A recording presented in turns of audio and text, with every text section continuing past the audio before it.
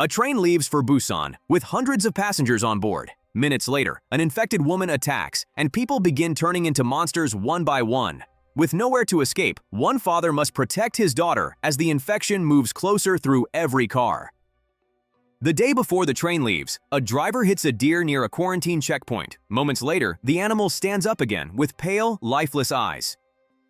The next morning, Seok-woo focuses only on his work. That night at home, his daughter Suan feels ignored. He even gives her the same birthday gift as last year. Suan asks him to take her to Busan so she can visit her mother. Seok-woo agrees to take her the next morning. Later, he watches a video of Suan singing, but she stops before finishing the song.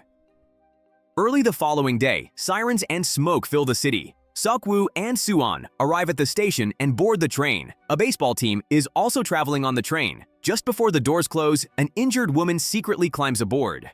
The injured woman collapses near the back of the train. When an attendant tries to help her, the woman suddenly turns violent and attacks. Within seconds, the infection spreads from one passenger to another. The train keeps moving while panic races through the cars. Seok-woo hears Suan screaming and rushes to find her. Nearby, a passenger named Sang-hwa fights off an infected man to protect his pregnant wife. Seok-woo carries Suan into a car filled with survivors. Sang-hwa and his wife enter at the last second, and the group closes the door before the infected break through, but they are still trapped inside the moving train. The survivors cover the windows so the infected cannot see them. Then Seok-woo receives a call from his mother. Her voice is weak, and the line suddenly goes silent. For Seok-woo, the outbreak is now personal. The conductor announces that soldiers are waiting at Daejeon Station. The passengers leave the train, hoping to find safety, but the station is empty. Then infected soldiers rush from the shadows and attack. The survivors race back toward the train as infected soldiers chase them through the station. Sang-hwa helps his wife and Suan escape, while a homeless man saves Seok-woo from the infected. The survivors manage to board the moving train, but they enter through different cars and become separated. Seok-woo, Sang-hwa, and Yong-guk are trapped in car 9. Suan, Sung-kyung, and the homeless man are stuck in car 13. Jin-hee and the other survivors are waiting in car 15. To reach them, the three men must cross several cars filled with infected passengers. The men gather bats and anything else they can use as weapons. When the train enters a dark tunnel, the infected can no longer see them. Using the darkness, the group fights its way through the cars. They finally reach Suan and Sang-hwa's wife. But getting everyone back to safety will be even harder. Seok-woo uses a ringing phone to pull the infected away. The group climbs over the luggage racks and moves through the dark cars, but the homeless man slips and makes a loud noise. The lights return, and the infected begin chasing them again. The group finally reaches car 15, but the passengers inside are too afraid to open the door. Sang-hwa holds back the infected, while Yong-guk breaks the glass. The others climb through, but Yong-suk closes the next door before Sang-hwa and Seok-woo can escape. During the struggle, Sang-hwa is bitten. He tells Seok-woo to protect his wife and unborn child. Then, he stays behind and fights the infected alone. His sacrifice gives the others enough time to escape.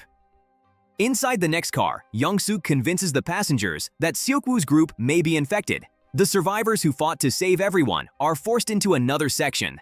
But moments later, infected passengers break into Yong-suk's car. The people who refuse to help are quickly overwhelmed. Seok-woo receives a call from one of his co-workers. He learns that the biotech company his firm supported may have caused the outbreak. Before he can process the guilt, the conductor announces that the track ahead is blocked. Their only chance is to reach another train at Dongdaegu Station. At Dongdaegu Station, the survivors leave the damaged train and search for another way out. A derailed train suddenly crashes nearby, separating the group. Seok-woo, Suan, Sung-kyung, and the homeless man become trapped behind the wreckage. The infected begin breaking through. The homeless man stays behind to hold them back, while Seok-woo helps Suan and Sung-kyung escape. Nearby, Yong-suk pushes others toward the infected to save himself. Jin-hee is bitten, and Yong-guk chooses to stay with her. Seok-woo, Suan, and Sung-kyung finally reach the last moving train, but Yong-suk is already aboard. He has been bitten and begins turning. He attacks Seok-woo, forcing them into a final fight. Seok-woo throws him from the train, but not before Yong-suk bites him.